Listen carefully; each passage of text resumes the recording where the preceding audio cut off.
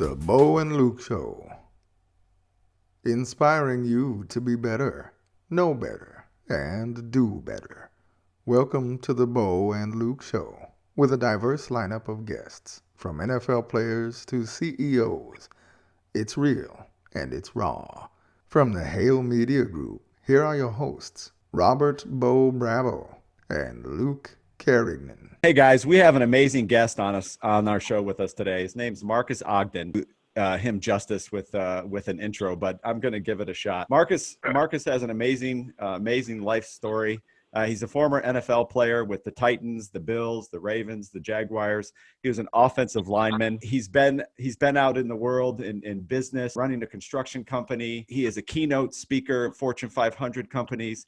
He brings inspiration, motivation, encouraging messages to every audience that he speaks to. And we are just truly privileged today to have him on the Bo and Luke Show here talking to us and to you, the listener. So Marcus, welcome. We appreciate you and thank you for being here. How are you, Bo? Thanks for having me on. How you doing, Luke? Thanks for having me on, guys. I really appreciate it.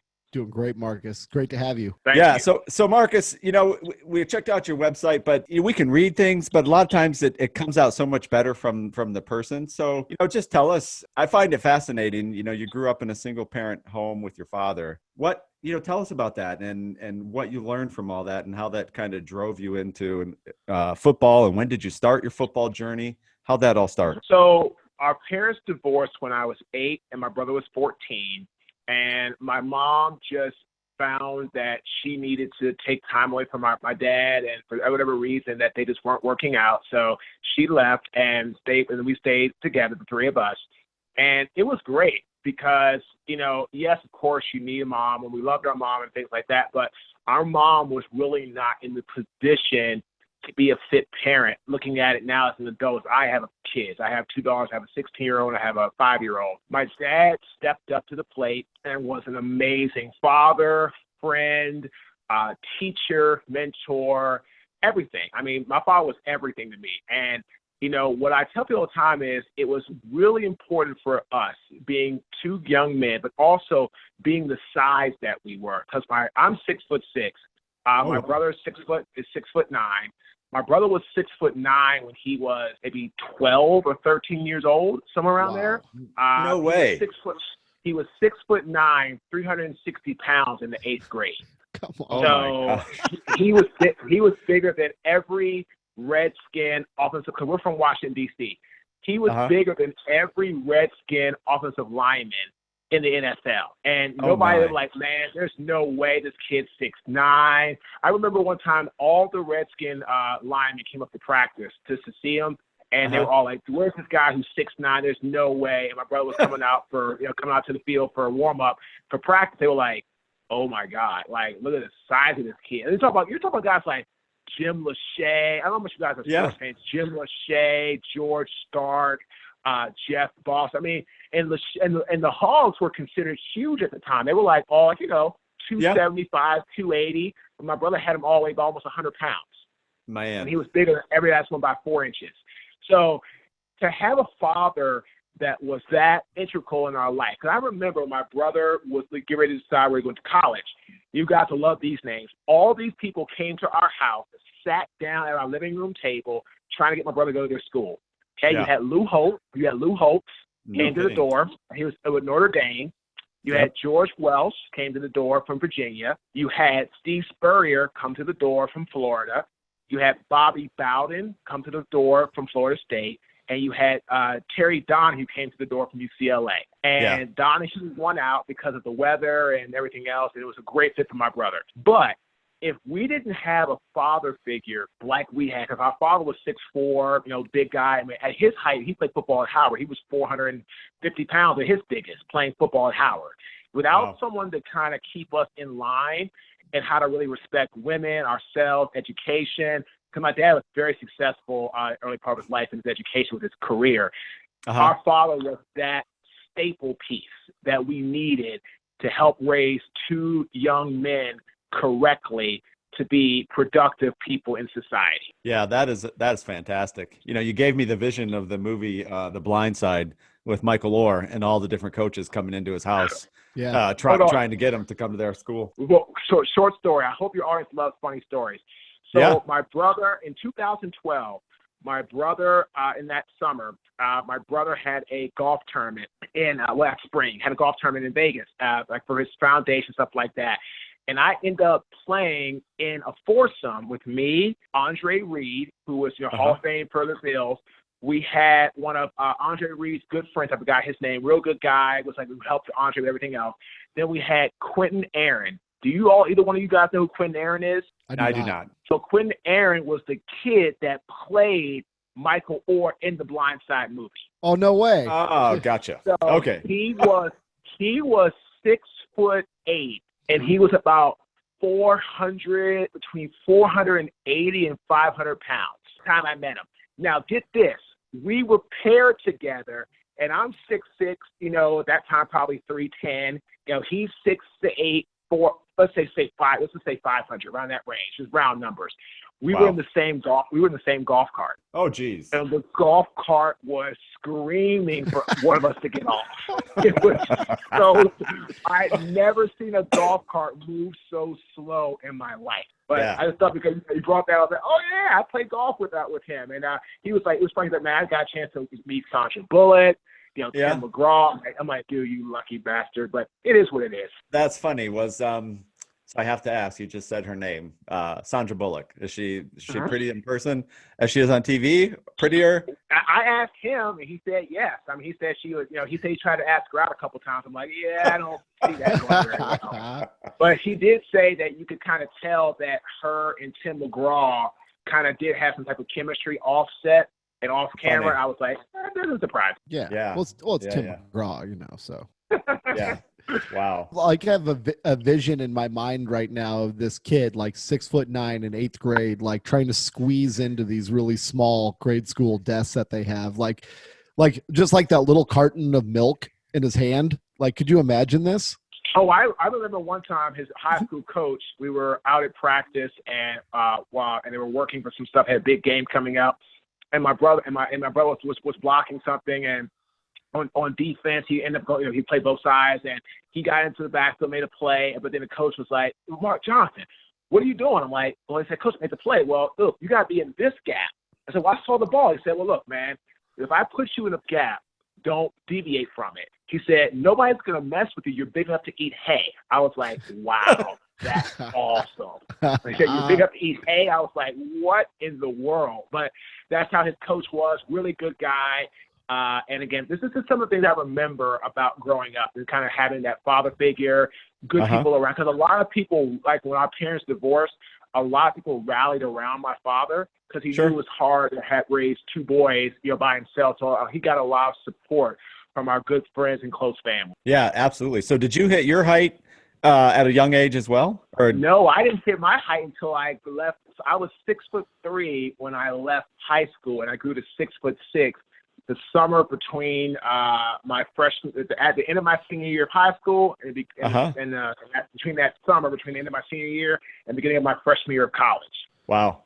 That's fascinating. Absolutely fascinating. Yeah. So you grew up in Washington, D.C. I lived in Washington, D.C. for a lot of years and didn't grow up there. But what was growing up in our nation's capital like? Did all of that, the Capitol, the monuments, did that even impact you, or that was life? No, we grew up. We grew up in an area that was interesting. Part of it was pretty decently well off. Like we had some really good neighbors and good family friends, and it was just a great area that we grew up in. I remember we had our two neighbors on the side were been lived beside us until they both actually passed away, and they've been living there just forever. Right? They just been family friends and all that. But then you go a couple blocks back, it's like the war zone. So it was like drugs, infestation. We grew up probably about 5 minutes from 5 to 10 minutes probably went from the worst, project areas of D.C. Probably again 10 minutes from my home. Now the nation's capital and downtown, my father worked down there. So he worked near the White House and stuff like that. So I mean, I remember, seeing movies growing up like The Client or things, where people would kind of go in D.C., I remember like the old Ebbett Grill or the White House or the Monument, and that's what we saw. I mean, we could see that. I mean, we used to go fishing at Haynes Point, which was literally like 10 minutes across the water from the monuments. So I mean, that's where we kind of grew up. And I went to Howard, and at Howard, literally I was a 20-minute drive from downtown D.C. So to me, monuments and all that stuff, it was great, but it was just a part of life for me. Yeah, I think that's pretty cool. Yeah, I've watched over the years Southeast DC. When I first worked in DC in the late around 2001, 2003 timeframe, and driving through Southeast, where now is it's the Washington Nationals baseball stadium and all the new condo buildings that are going up. But 15 years ago, it was not like that, and I just always wondered, with all that construction going on and how they're building that area out, I'm like, man, where'd all the people go? Because there are a lot of people lived in this area, and who knows? They've migrated. They've kind of migrated more out towards parts of Maryland, like going up the BW Parkway, like Suitland, or kind of going out that way. They've migrated away from that area because that's a good amount of indication of how they can still get to downtown. But that's kind of what I know a lot of people, because my grandparents also lived in the DC area. Oh wow, gotcha, cool. So you came out of Howard, and you were drafted, or were you undrafted? You were. I was drafted to the Jacksonville Jaguars. That's correct. Nice. That's fantastic. Our second episode was with Jared Wilson. He's a current Jaguars player. Okay. Yeah, he's in his fifth, about to go into his sixth season with the Jaguars. He's a safety, but we learned something, and it wasn't something I didn't even really realize, because he was undrafted, but then got a call to try out, and he made the team. So that was fantastic. So you were drafted to the Jaguars. I was. Yeah, I have to ask you, because you're a lineman, man. Lineman, you're part of every play, right? I mean, you're getting hit, and you're hitting back every single play. Every second of the game, my friend. Yeah, exactly. Year after year, that's a lot of years, Marcus. What kind of toll does that take on your body? Oh, it's hard.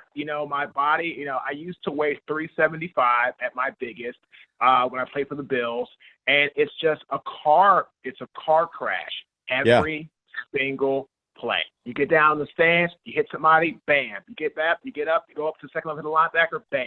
Like, and again, in practice, when I was playing, right, we had no CBA rules about practice time, the amount of time you get hit. Like today, they only allowed to wear pads like a certain amount, like I think like 16 or 18 times a year, like full pads. Wow. Now you can wear shells and things like that, but you're not allowed to wear full pads like we used to. Like, man, like we would have double practices sometimes. I remember with training camp with the Ravens, we'd be in full pads in the morning from like 8 to 10:30, get a little 2-hour break, go have lunch, come back, get some meetings filmed. We're back on that field 3 o'clock, 3:30 at high pitch of the heat to like 5:30, and we're in pads again. And I'm talking about, hitting guys that are like Maki Kimulatu was like 350 pounds, or, my good friend Kelly Gray was probably 290. He was great with his hands, to, some monsters, man. I mean, like, that's really what it was. Or guys like Ray Lewis, it was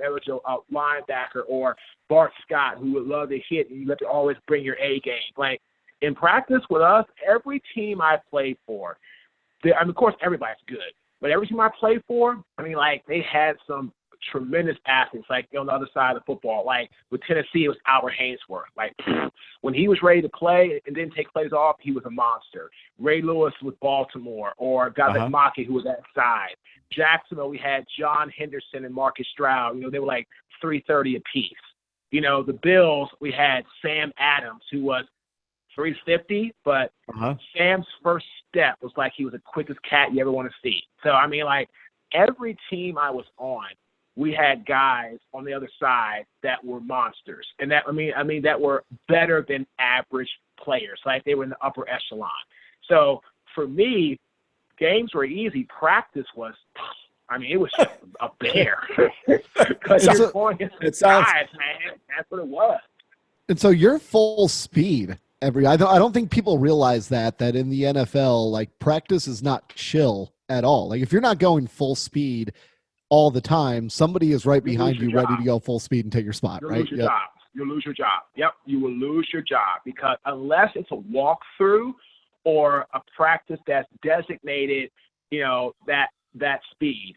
Even when we had on jerseys, right? Just jerseys and helmets.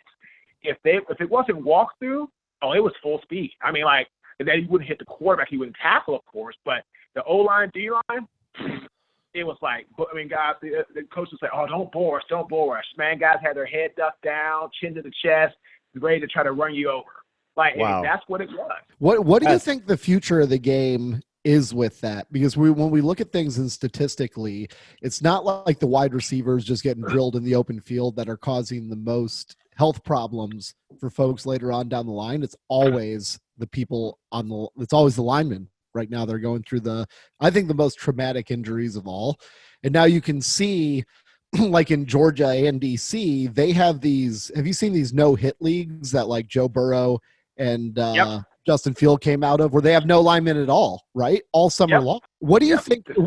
And now from being you have kids as well, right? Do you have anyone? Yeah, I have 2 daughters. Yep. 2 daughters. So I don't know if they're going to be playing football, but if you had anybody. No, but my brother has a son who is going to be who's a sophomore in high school, played football for the first time, and I don't know. I mean, he likes it, but I don't know. It's difficult. It's different. What's your view on that after coming through it and then seeing everything? Do you think the game is going to evolve at all? It's going to have to. Like, it's the problem is it's so hard to find the right answer because taking pads off during training camp or practice is great, but here's the problem: then the O-line don't get the timing down, right? This is why O-line struggle. If you watch football closely, these guys are getting paid big contracts. It's nothing against them. I mean, they're good players for today, but if you put them back when we were playing, with the way some of these guys are, we had some true. Now, of course, the game was different, but we had some true monster linemen in my time when I played. Guys like Orlando Pace, Walter Jones, my brother, Orlando Brown, a.k.a. Zeus. I mean, we had some monsters. Today, the linemen aren't as physical. Now, they're smaller, which is good because the game's changing, but they're not getting the timing down, and they're struggling during the season. That's why you see guys who are, if they're just average, if you're just an average lineman, you'll get paid big time today because it's hard to find even average guys with the way their practice is scheduled to the statistics of how we're going to, hit people and your timing. So there's just a lot of things kind of going on. So I don't know how it's going to evolve, but it's a hard balance to find because, and the statistics are showing that moms are not wanting their kids to play as much football today because of the way it's, things are. Yeah.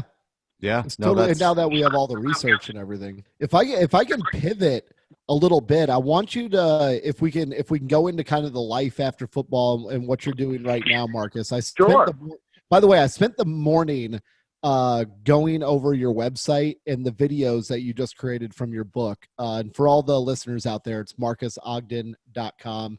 Fascinating guy. But I think what you're doing right now is super applicable to all the folks out there. So right now, as it sits today, we're sitting at, I believe, what is it, about 10 million unemployed in the United States? Yeah, it's probably, it's crazy. It's about between 10 and 12. That's correct. Yeah. 10 to 12. Yeah. And for all the listeners, Marcus is a guy that after football reinvented himself a couple of times successfully, learned from his mistakes, took accountability for all of his decisions and really reinvented himself. Marcus, we got between 10 and 12 million people right now that are in that exact spot of reinventing themselves and doing it with families just like you did. So I think this would be an awesome time to pivot and just, share that journey and how people can do this. Cause clearly you're a guy that was built for winter, right? You've been successful through a lot of different I like things. that. So the first thing I had to do is, after the NFL, I built a very successful construction business in 2008. It became a 8-figure-a-year business, and it was booming. It was massive.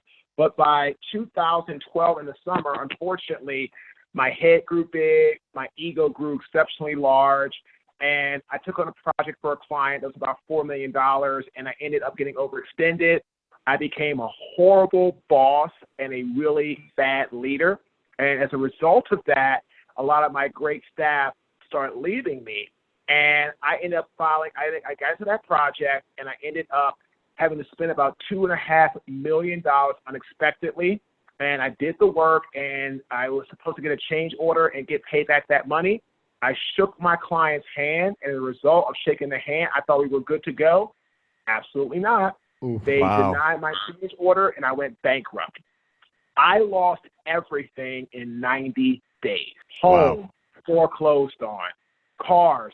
When I moved to Raleigh, that's what I'll tell you about. In April 2012, I was a multimillionaire. April 2013, I moved to Raleigh. I had $400 to my name. I was bankrupt. I was about to file bankruptcy. Both of our cars were repossessed in the same day. My home was foreclosed on, and I had nothing. No credit cards, no friends, no family, zero. And when I got here, I took a job at Merrill Lynch, thought I was doing okay, got fired. Took a job the next day at a construction company, got fired again in 5 days. Fired 2 times in the same week. Ended up having to take a job as a custodian, making $8.25 an hour. I was almost homeless during this time. We almost lost our property, well, the rental we were renting, and I ended up literally at the point where I was just about to throw it in, and I'm like, I can't anymore. I'm done. I can't. And as a custodian, I was like $8 an hour, $8.25. Yeah. And then I had that pivotal moment where somebody's trash got on my bare skin, clothes, body, everything. And I said, wow, what is happening? I had no accountability. I had no ownership. I had no dignity to really say, I messed up. I made the mistake. Kind of what we talked about a little bit earlier before we started recording. No ownership, no accountability from that individual. As a result of that, that's when I said, okay, I got to turn my life around. I got to pivot. So I tell everybody all the time, I've been through the coronavirus kind of situation, not the global pandemic health issue, but I've been through what so many they're saying could be as high as 42 million Americans are going to go through. Unemployment, no money, having issues. I've been there. I lost everything, gentlemen, in 90 days.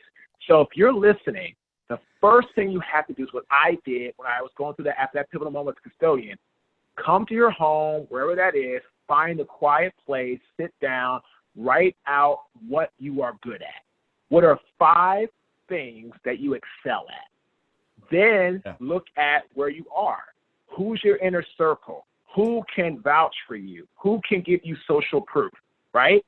Then you start to devise a strategy of how you can make income for yourself while we're going through this situation, because it will pass.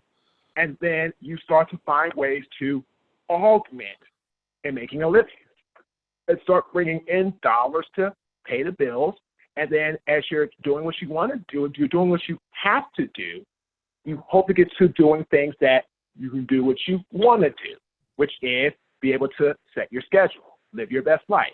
But you have to figure out what you're good at and build on those passions to try to find a way to create wealth through them, and then start to do what you have to do to pay the bills. Like, I mean, if you have to go get a job at Target, go get a job at Target. I'm not saying you're going to like it. I did not like being a custodian. I appreciate having a job, but being a custodian was not my favorite part of my life. It was not fun, people telling me, get out of my way, and, scrub tables or take this trash out, or, I don't really, I would say good morning. People look at me like I was crazy. I mean, I used to tell people good morning. They'd be like look at me like I had the plague. So they oh, you're a custodian, you're a janitor, that's what you are. I'm like, you don't, but again, that's what it was. So I took it all the time. This is just a part of life that you're going to have to deal with at times, and no one's going to like it, but you'll learn how to deal with it. But don't look at what you're doing now. Focus on where you want to be in 1, 3, 5 years, and really use that as the driving force. But start with these 3 things. Identify your strengths, talk to your inner circle, and start to put together a strategic plan of action to get you from where you are to where you want to be. Amazing. Luke, Marcus is He's a fantastic guest because what you're talking, Marcus, Luke and I could not agree more with. We released an episode. It was our latest episode released last Thursday, titled "When Life Throws You a Curveball, Hit a Home Run. You've been laid off. Now what?" So, what you're just saying, we talked about that. We talked about some of those things, and I would just say to anyone listening, and I think one of the best things about a podcast is you can hit the pause button and you can go back and you can listen to what Marcus just said for like the past 6 or 7 minutes. Yes. And you can really focus, write it down. You can go back to the previous episode and listen to what Luke and I were saying and write it down, because you're just getting a lot of great insights. And I just encourage people. Yeah, it's tough times. And, there's a lot of people that have experienced some really tough times in life. And when they persevere and get through it, and then doing like Marcus is doing now and giving back to the community and sharing that, like being very vulnerable and sharing those experiences with anybody and everybody that can listen, is very powerful. So Marcus, I just appreciate you being vulnerable and sharing that life story for people to hear, because the amount of inspiration that you can take from that, it really gives a lot of hope. I remember specifically, just a real quick story. When I went from Germany to Washington, D.C. and back to the White House Communications Agency. And I was a presidential communications officer, and I was doing events with President Obama. And we were running tight because it was there's cost of living in Northern Virginia is not cheap. And no, right? I didn't make a lot of money, and I had family and kids, and I'm like, well, we're coming up to Christmas time. We need to make some extra money. So I went and got a part-time job at the Wawa, which is a convenience store. And I know what it is. Yeah. And I was putting the trash out, and I was cleaning the restrooms. And, sometimes people are really nasty in the restrooms, but you got to clean it because that's your job. And I was making like $9 an hour. But then when I'd work the cashier, people look at you, and it's really kind of awful that they look at you and they automatically identify who you are based upon that job that you're doing right then. And it was always tempting to say, you know what? You don't know me. This is not me. If you knew that I traveled with the President of the United States, would you have a different opinion of me? Right. So I just give you huge props, man, because you did what you had to do. And you are the man of perseverance for sure. Well, Bo, that's the whole purpose of, if someone's going to coach you or mentor you or work with you, you will hope that person has been through some type of adversity, because if they haven't, and then you go through adversity, how are you going to ask them for help? I mean, Warren Buffett says it best. He will not invest in a business owner that has not failed 3 times. Failure needs to be our greatest teacher, not the rock bottom of life. So, Again, if you've lost your job or things are hard because of this situation, it's not your fault. I mean, you can honestly look yourself in the mirror and say, wow, I lost my job during a global pandemic that no one saw coming. It wasn't because you were incompetent or you were inferior. Like, that's not the case. The case is a virus has spread through our world that there's no vaccine, there's no cure for, and it's killing people at a rate that is scary.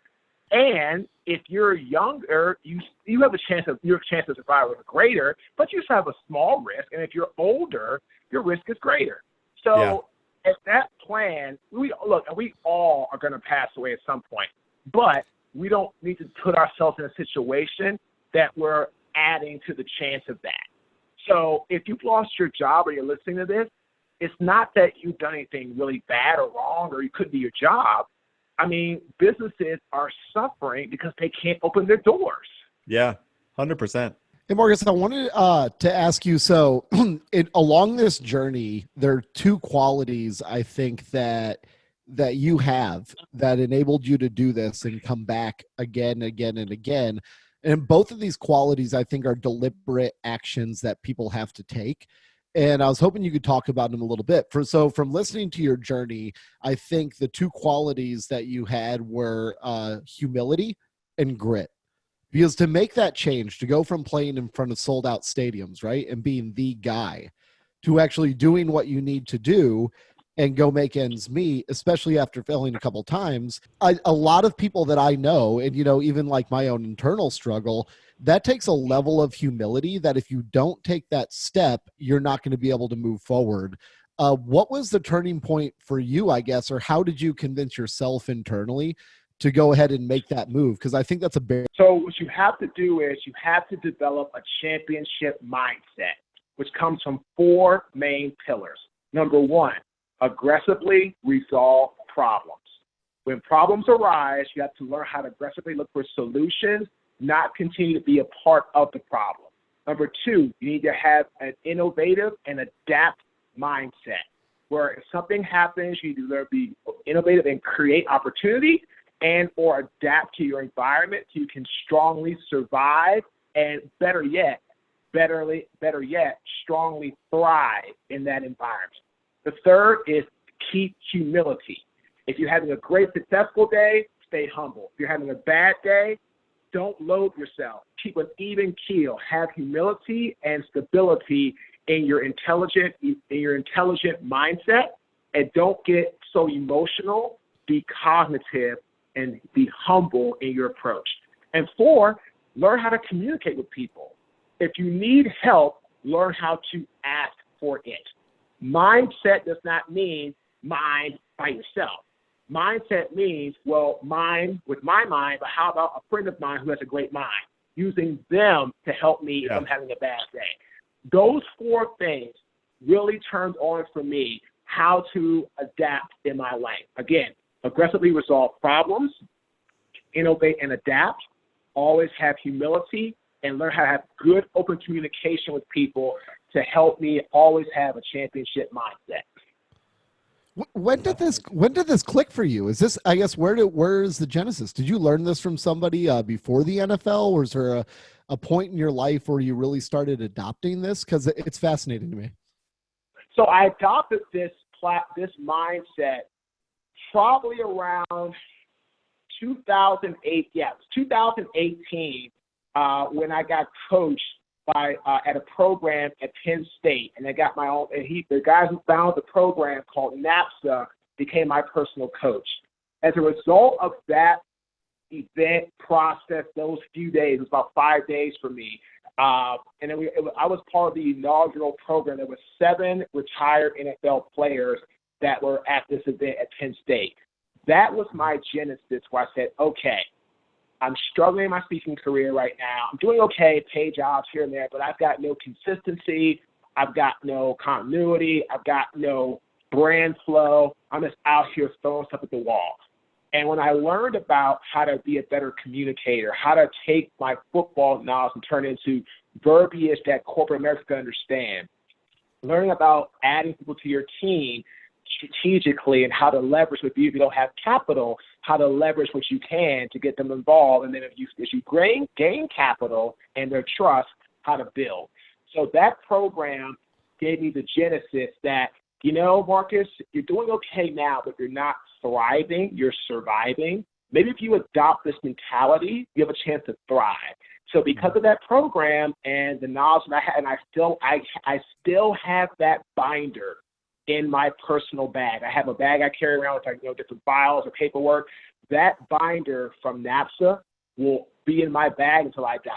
Because that was the reminder, that was the moment where I said, yep, if I can start to make the way I interact with people, the way I carry myself, the way I do business, like this binder, combined with my life experience, I can thrive. And we've been doing that since. That is fantastic. I had put in an email to you that our mission here is to help people be, know, and do better. And, everybody just heard you say, what I heard you say, education, mentorship, continuous learning is important. And I think, for all of our listeners, right? If you take other things away from what Marcus has experienced in his life and what he's talking about, even all of our professional athletes, they still have coaches. Business leaders have coaches, and there's executive coaches and leadership coaches, and there's professors who give education. You don't have to do it or try to do it all on your own. So I encourage everyone to seek out mentorship and coaching and leadership in your life. So great stuff. I'll say this, and I on this podcast, I think saying his name makes it a good point because of sports background. So Andre Collins, who is the executive director of the retired NFLPA organization, he was the one that said, Marcus, I want you to go to this program. I said, you're doing okay, but I really feel if you go to this program and get coached and open up to mentorship and open up to learning more verbiage, I think you're going to be very surprised what it does for your career. So because of my strong relationship with Andre Collins and, what he's done and who he is and he's always been helping me since he was the one that I reached out to when I was about to go I went bankrupt, but when I was about to go homeless, he helped me keep, the lights on, keep a roof over our head through the Gene Upshaw Trust Assistance Fund. So I got to know Andre in 2000, really at the end of 2012, and then as 13 and 14, 15, 16 on.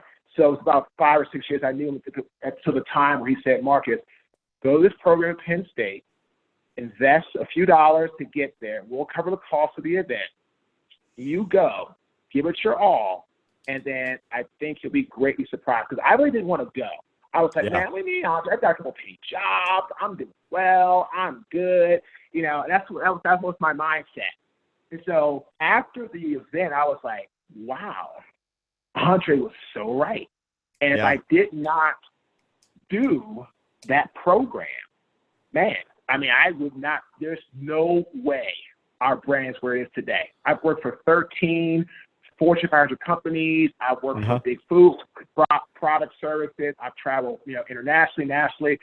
There's just no way, because what happens, gentlemen, is my content would have been junior at best. Well, it would have been like elementary at best, junior high level at best. Because of this program, it's gone up to a very high level because I've learned how to tell it in a way that people can understand. So I wanted to shine that, because without Andre Collins giving me that nudge to push forward and do it, I wouldn't have done it. And that's what people need. I don't care who you are financially, if you high, low, whatever the case may be. If you really want to push to the next level, invest in a coach. It's an investment. And I'll tell you all the time, it doesn't have to be me. Invest in someone that is like you, like-minded, similar situation, similar background. But I'll tell you this, invest in a coach that's failed. Because if a coach hasn't failed and you have tough times ahead that you might run into in life, you won't be able to get the same guidance from experience standpoint. Right. Because if they haven't gone through something traumatic or hard, they aren't going to be able to help you. I had a client yesterday, very successful real estate company in the Midwest, one of the fourth largest Keller Williams in the Midwest. He's the fourth largest Keller Williams in his state, which is in the Midwest. He was having a really tough time yesterday. He's like, Marcus, I'm not going to get a dividend check from the company because, we're not having good numbers, and I've invested a lot of money in different things. And he was having a really bad day. And I said, look, Sean, this is where we are. That's what you need to do. You need to kind of be this. You got to think strategically. Don't worry about what you spent. Worry about how you can try to get it back. Start allocating time doing this. Allocate time for trying to get more real estate clients for yourself as a coach. Learn to play on your strengths. So at the end of the call, he was like, Mark, this is one of the best calls we've ever had, because I was really, really in my own head the last few days. I said, man, it happens. I said, I remember that because I was in my head 6 years ago, 7 years ago. I could never give myself anything right that I was doing at that time. So I know what it's like. Yeah, so for sure. Invest in someone that's gone through the process of failure or difficulty or adversity, because if you go through it, it can help you from a much more holistic perspective. Yeah. I remember that I met a guy one time who was at this a Christmas party, my in-laws' house, actually. He had been retired and moved to the lake out here in Virginia. And I don't remember his name. He used to own a government contracting company for 30 years out in D.C. So you're both familiar with the type of companies, right? Government contracting. Ran it for 30 years and sold it for over $100 million. So it was his first year out of retirement. And I went up to him and I said, I had just started a company about 2 years earlier, the staffing and recruiting business. And so I'm like a sponge trying to get information about how to be successful and like asking people how they've done it. So I went and I asked him, I said, hey, you ran your own business for 30 years. You just sold it for a ton of money. I want to do that. How do I be successful? And his response was super simple. He said, it has nothing to do with being successful. Everything solely lies on your ability to handle catastrophes. He said, if you can handle the catastrophes well, you will be successful. And anybody can be successful. It's just that the ones that can't handle the catastrophes, they're not in the game anymore. Hey, you said it best. Like, this global pandemic will make companies that understand these 3 major pillars. They can do it. They're going to stay successful and have a lot of good track record to grow their brand. Number 1 is customer service. Number 2 is quality product. Number 3 is operational excellence. If you can possess those 3 things with your business in this time and can push through with strong character and a strong brand recognition and get people to know about who you are, when things get better, you're going to be on top. The ones that do not have good customer service, a good quality product, or have no operational excellence, they will fold. Yeah, you're absolutely right. And I think it has a lot to do with, back from your story, like just personal. We all suffer personal catastrophes, like some more than others. I'm sure I have personal catastrophes like every day. I think I'm getting better at overcoming them, but it is all about that. And I guess, building up that grit, to where you really can't be hurt anymore. It kind of makes me think, have you guys read that David Goggins book, Can't Hurt Me? Yeah, that's his latest book. Yeah, that's not the company that did his audio book. They just bought the rights to do the audio book for the Success Cycle. That's what I'm talking about.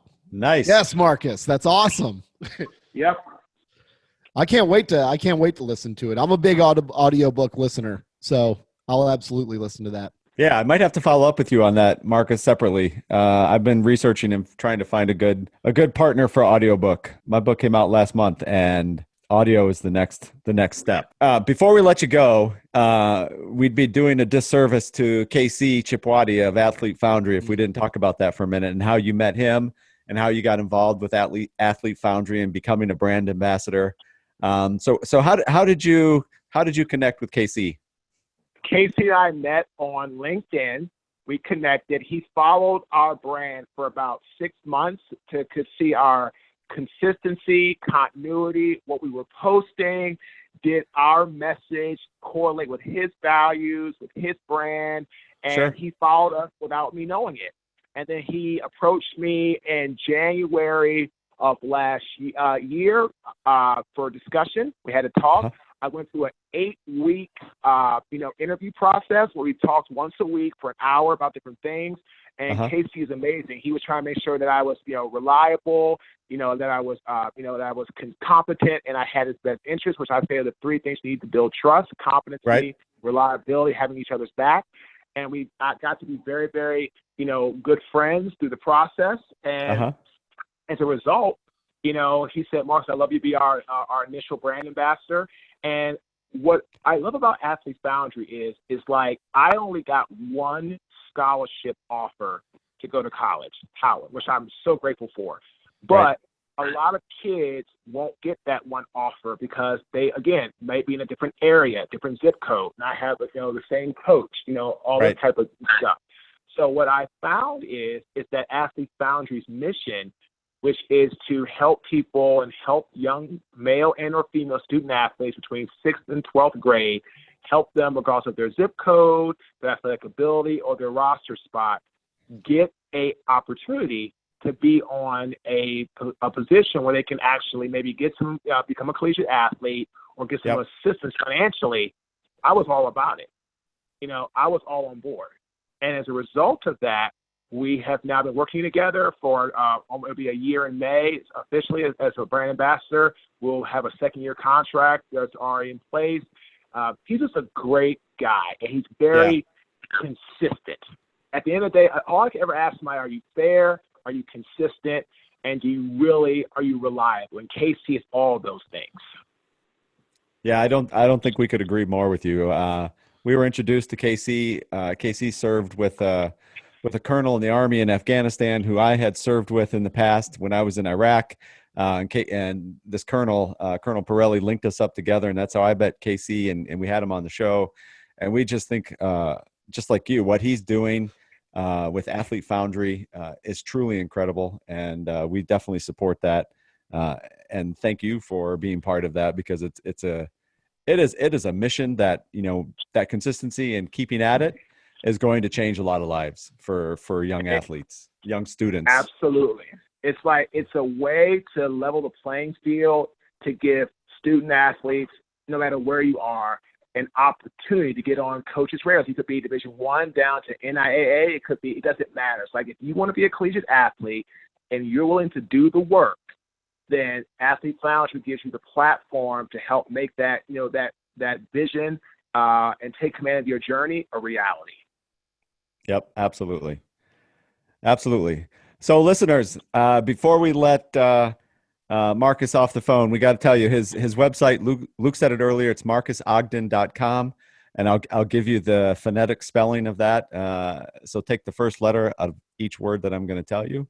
So it's Mike Alpha Romeo Quebec Uniform Echo Sierra Oscar Golf Delta Echo November.com. So Marcus is spelled Marques, so that you get the website right. Check it out. Watch his videos. They are impeccable. You will get so much out of the videos, just as you will out of this podcast. And then athletefoundry.org. Learn about that and what they're doing if you haven't heard of it, and spread the word. Continue to spread the word. So Marcus, thank you so much for spending time with us on a Saturday. We greatly appreciate it. Luke, any parting thoughts? No, I just really appreciate your time, Marcus. Really grateful to have you on here. And, if there's any executives out there with a lot of big teams, I highly, highly recommend that you reach out to Marcus to come be a speaker for your company, because, the guy has figured it out. And as your own staff reinvents themselves for success, I really think that you should reach out to him. So thanks so much, Marcus. We appreciate you. Very grateful. Absolutely, my friend. I'll leave it with one thought is, people have to believe it before they can see it. If you don't believe in your core or at your true soul or your makeup that you deserve success, then you've already been defeated. So no matter what you're facing right now, hard economic times, you might have lost your job, you might have bills piling up, you might have no capital, you might have everything could be bad. Again, I have been there. Again, in 2013, the lights were about to get cut off, everything was gone. I mean, I didn't have anything. So I understand. But when I sat down and played on my strengths and started focusing on what I could do and believed in myself, that's when things got better. And I started to find ways to get out of the problems I had put myself in that were my fault. So at least you can feel good knowing that you lost your job. It wasn't your fault. It was an outside influence that has caused this. So again, you have to believe it before you can see it. Amen. Absolutely. Well, Bone Luke Nation, that's a wrap.